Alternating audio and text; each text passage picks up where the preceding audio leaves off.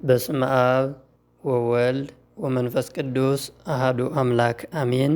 ሰላም ለክሙ ሰብአ ቤትየ፣ ሰላም ቤተሰቦቼ እንደምን አላችሁ? ለቻናሉ አዲስ የሆናችሁ ሳብስክራይብ፣ ላይክ፣ ሼር በማድረግ ጀምሩ። ዛሬ ይዤላችሁ የመጣሁት ምዕራፍ 1 ነው። ምዕራፍ 1 የግዕዝ ቋንቋ ትርጉም ሲሆን በዚህ ምዕራፍ 5 ነጥቦችን ለማየት እንሞክራለን። የዕለቱ ዋና ዋና ነጥቦች አንደኛ የግዕዝ ቋንቋ ትርጉም እንመለከታለን። ሁለተኛ ግዕዝ የመጀመሪያ ቋንቋ እንዴት ተባለ የሚለውንም እናያለን። ሶስተኛ ለግዕዝ ቋንቋ መዳከም ምክንያቶች እንመለከታለን። አራተኛ ከኛ ምን ይጠበቃል የሚለውንም እናያለን። አምስተኛውና የመጨረሻው ግዕዝን ማወቅ ለምን ይጠቅማል የሚለውን አይተን ትምህርታችን እንቋጫለን። እስከ መጨረሻው ተከታተሉኝ፣ ታተርፉበታላችሁ። ምዕራፍ 1 የግዕዝ ቋንቋ ትርጉም። ግዕዝ ማለት ምን ማለት ነው? ግዕዝ የሚለው ቃል በአልፋአ ሲጻፍና በአይኗ ሲጻፍ ብዙ አጥኚዎች የተለያየ ትርጉም ሲሰጡት ይስተዋላሉ። ግዕዝ የሚለው ቃል በአልፋአ ሲጻፍ ገአዘ ወይም ግዕዘ ከሚለው ቀዳማይ አንቀጽ የተገኘ ሲሆን ትርጉሙም አንደኛ የፊደል መጀመሪያ ቀዳማዊ ማለት ነው። በአይኗ ሲጻፍ ደግሞ አግዓዘ ነፃ አወጣ ከሚለው ግስ የተገኘ ነፃነት ማግኘት የሚል ትርጓሜ ይሰጣል። በዚህም ምክንያት የተነሳ ምሁራኑ አንዳንዶቹ በአልፋአ ሌላኛው ደግሞ በአይኗ ሲጽፉ ይስተዋላሉ። ነገር ግን ግዕዝ የራሱ ፊደል የሚጀምረው በአበገደ እና አዳም አሌፍ እያለ ስለሚጀምር መጀመሪያ አንደኛ ለማለት በአልፋአ ቢጻፍ የተሻለ ነውና በአልፋአ እየጻፍን ትምህርታችን እንቀጥላለን። ግዕዝ የመጀመሪያ ቋንቋ ነው ስንል በምን ነው ቢሉ በአራት ዋና ዋና ክፍል ከፍለን ማየት እንችላለን። አንደኛ በፊደል ስምነቱ የመጀመሪያ ነው። በንባብ ስምነቱ እንዲሁ፣ በዜማ ስምነቱም እንደዚሁ፣ በቋንቋ ስምነቱ የመጀመሪያ ነው። በፊደል ስምነቱ አንድ ቅንጣት ወይም ቅጥል ሁለተኛ ፈርጅ የሌለው ማለት ነው። እስከ 335 ዓመተ ምህረት ወይም እስከ 335 ዓመተ ምህረት የግዕዝ ፊደል ድምፅ ከካዕብ እስከ ሳብ ያሉት ቅርጾችና ድምፆች አልነበሩትም። በኋላ አቡነ ሰላማ ከሳቴ ብርሃን ከሊቃውንት ጋር በመመካከር ከ335 እስከ 350 ዓመተ ምህረት የቅርጽና የድምፅ ምልክት በመጠቀም ፊደሉን ዘንበል ጋደም በማድረግ 6ቱን ስልተ ፊደላት ጨምረዋል። ከግራ ወደ ቀኝ እንዲጻፍና እንዲነበብ አድርገዋል። ቀድሞ የሚጻፈው በግዕዝ ብቻ ነበር። ለምሳሌ ኢትዮጵያ ለማለት አተየጰየ፣ አግዓዚ ለማለት አገአዘ በማለት ይጠቀሙ ነበር። ሁለተኛ በንባብ ስምነቱ የመጀመሪያ ንባብ ነው።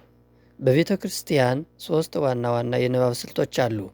አንደኛው ግዕዝ ነው፣ ሁለተኛው ውርድ፣ ሶስተኛው ቁም ንባብ ናቸው። ግዕዝ የመጀመሪያ ንባብ ሲሆን አንድ ጀማሪ ተማሪ ከዚህ ተነስቶ ቁም ንባብ ይደርሳል ማለት ነው። ሶስተኛ በዜማ ስምነቱ በቤተ ክርስቲያናችን 3 አይነት የዜማ ስልቶች አሉ። ግዕዝ፣ አራራይ፣ ዝዕል ናቸው። ግዕዝ የመጀመሪያ ነጠላ ብዙ ርክርክ የሌለው ነው። እዝል ደግሞ ብዙ ርክርክና ድርብ ያለው ነው። አራራይ የሚያስተዛዝን ለስለስ ያለ ስልት ያለ ዜማ ነው። አራተኛ በቋንቋ ስምነቱ ቀዳማዊ ጥንታዊ ቋንቋ ማለት ነው። ግዕዝ ከእግዚአብሔር የተገኘ ቀዳማዊ ቋንቋ ነው። የዓለም ቋንቋ በየነገዱ ስም ሲጠራ፣ ግዕዝ ግን በማንም ነገድ ስም አልተጠራም። ለዚህም የቤተ ክርስቲያን ሊቃውንት ሲያስረዱ የአዳም ትውልድ ሁሉ እስከ ሰናወር ሕንፃ መጀመሪያ ድረስ አዳማዊ በሆነ ቋንቋ በግዕዝ ይግባቡ እንደነበረ መጽሐፈ ኩፋሌ ምዕራፍ 5 ከቁጥር 2 ወኮነ ኩሉ ምድር ሀተ ከንፈረ ወሃደ ነገረ ምድር ሁሉ በአንድ ቋንቋ ይጠቀሙ ነበር ይላል። ግዕዝ የራሱ የሆነ ፊደል፣ አሃዝ፣ የመቁጠሪያ ቀመር፣ ስርዓተ ንባብና ስርዓተ ጽሕፈት ያለው ጥንታዊ የኢትዮጵያ ቋንቋ ነው። በዚህም ቋንቋ ታሪካዊና መንፈሳዊ ይዘት ያላቸው ብዙ መጻሕፍት ተጽፈው ይገኙበታል።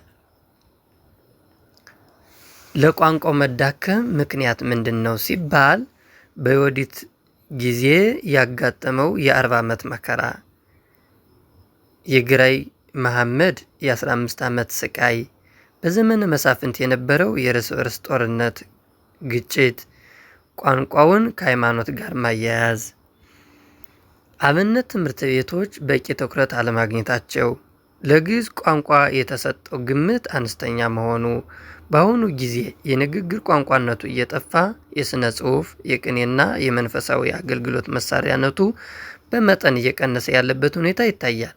ምክንያቱም በዘመናችን ያሉት ምሁራን በቋንቋው የተጻፉ ጽሑፎችን እያጠኗቸው ባለመሆኑ ነው። ሀገራዊ ቋንቋን ከማጥናት ይልቅ የውጭ ቋንቋዎችን የማጥናትን ዝንባሌ ይታይባቸዋል። ግዕዝን ማጥናት እንደ ኋላ ቀር መቁጠር፣ ቋንቋውን የሚያጠኑትንም ማንቋሸሽ የመሳሰሉት ችግሮች ይስተዋላሉ። ዛሬ ግን የተወሰነ ቢሆንም በተለያዩ ዩኒቨርሲቲዎች በሀገር ውስጥም በሀገር ውጭም በግቢ ጉባኤ፣ በሰንበት ትምህርት ቤቶች እስከ ዶክትሬት ድረስ እየተሰጠ ይገኛል። ታዲያ ከኛ ምን ይጠበቃል ከተባለ ወንድ፣ ሴት፣ ትልቅ፣ ትንሽ ሳንል ሁላችንም ቋንቋውን ለመማር መዘጋጀት፣ ሌሎችንም መቀስቀስ አለብን። ለግዕዝ ትንሣኤ ከኛ የሚጠበቀውን ሁሉ በትጋት ማድረግ፣ ለልጆቻችን ግዕዝ የሀገራችን ቋንቋ መሆኑን በማስረዳት እንዲማሩ ትኩረት መስጠት፣ ቋንቋውን ትናንት የነበረበትን፣ ዛሬ ያለበትን፣ ለነገ የሚደርስበትን በጥልቅ መረዳት ያስፈልጋል።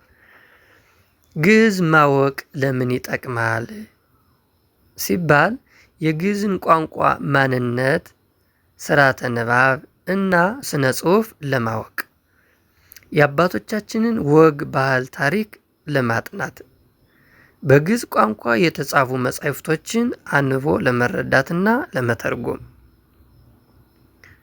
ይልቁንም በፍልስፍና፣ በቅኔ ምርምር፣ በስነ ጽሑፍ ለመራቀቅ፣ የጥበብና የጥናት ምንጭ መሆኑን ለማወቅ፣ በተለይ ደግሞ የኢትዮጵያ ኦርቶዶክስ ተዋሕዶ ቤተ ክርስቲያንን ምስጢር በጥልቀት ለመረዳት፣ ቅዳሴውን፣ ማሕሌቱን፣ ምስጢሩን ለማወቅ፣ የትምህርተ ሃይማኖት መማሪያና የአምልኮ መፈጸሚያ ስለሆነ በአጠቃላይ ግዕዝን መማር ማንነትን ማወቅ ነው ማለት ነው።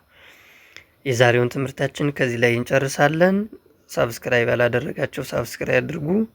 እንዲሁም ጥያቄያችሁን፣ ሀሳባችሁን በኮሜንት ሴክሽኑ ላይ ያስቀምጡልኝ። ሰላም ለክሙ።